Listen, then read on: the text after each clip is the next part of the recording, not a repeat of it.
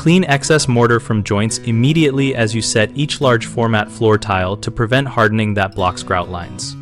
When laying large format tile, we set one tile at a time and clean the joints right away so the mortar never skin over. Use a notched trowel sized to the tile and bed the mortar flat to avoid high spots that trap material in the seams.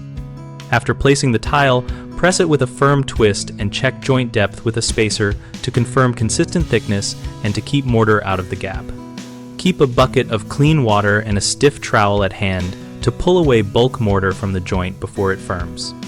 Follow with a damp sponge wiped along the joint at a 15-degree angle to remove thin residue without flushing out the bedding. Work in small sections so you never leave set tiles unattended before cleaning, which saves hours of chiseling later. Common mistakes are letting the mortar skin over before cleaning, which forces chisels and slows work.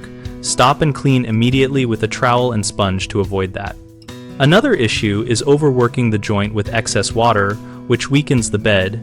Use only a damp sponge and minimal rinsing to keep mortar integrity. A third problem is stepping away without setting spacers or checking joint alignment, which allows mortar to squeeze in and harden. Set spacers as you place each tile and inspect the seam right away to remove any squeeze out. BigHomeProjects.com connects homeowners with local contractors for projects like large format tile so we can help find options and compare feedback. We also host a discussion community where we share techniques and contractors can find new work through conversations and project posts.